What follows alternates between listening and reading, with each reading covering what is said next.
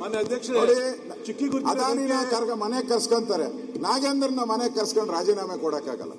ಅದಾನಿಗೆ carpet ಹಾಕಿ ಕರ್ಸ್ಕೊಂತಾರೆ, ಬೈತಾರೆ BJP agent ಅವನೇ ಕರ್ಸ್ಕೊಂಡು ಚರ್ಚೆ ಮಾಡ್ತಾರೆ.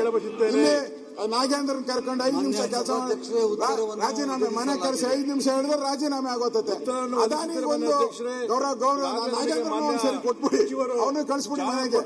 ಇದು ಕಾಂಗ್ರೆಸ್ ಪಾರ್ಟಿ ಇವತ್ತು ಒಂದು ರೀತಿ ಅಪರಾಧಿ ಸ್ಥಾನದಲ್ಲಿ ನಿಂತಿದೆ. ಅಪರಾಧಿ ಸ್ಥಾನದಲ್ಲಿದೆ.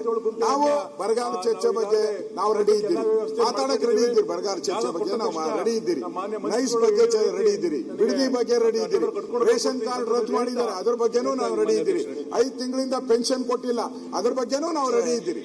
ಎಲ್ಲರೂ ಒಬ್ಬನಾಗೆ ಒಂದು ಕೋಟಿ ದಲಿತರಿದ್ದಾರೆ, 1 ಕೋಟಿ ದಲಿತರು ಬೇಕಾ, ಒಬ್ಬ ನಾಗೇಂದ್ರ ಬೇಕಾ? 1 ಕೋಟಿ ದಲಿತರು ಬೇಕಾ, ಒಬ್ಬ ನಾಗೇಂದ್ರ ಬೇಕಾ? ಕಾಂಗ್ರೆಸ್ ಅವರಿಗೆ ಒಬ್ಬ ನಾಗೇಂದ್ರ ಬೇಕು, 1 ಕೋಟಿ ದಲಿತರು ಬೇಡ. ಅದರಿಂದಲೇ ಇವತ್ತು ಇಷ್ಟೆಲ್ಲ ಪರಿಸ್ಥಿತಿ ಆಗ್ತಾ ಇದೆ ಅಧ್ಯಕ್ಷರೇ. ಇವತ್ತು ಕರ್ನಾಟಕದಲ್ಲಿ ದಲಿತರೆಲ್ಲ ಎದ್ದಿದ್ದಾರೆ. ನಮ್ಮ ನ್ಯಾಯ ಕೊಡಿ, ನಮ್ಮ ದುಡ್ಡು 187 ಕೋಟಿ ನಮ್ಮ ಅಕೌಂಟ್ ಬರಬೇಕು, ಟ್ಯಾಕ್ಸ್ ಪೇಯರ್ಸ್ ಹಣ ನಮ್ಮ ಅಕೌಂಟ್ ಬರಬೇಕು.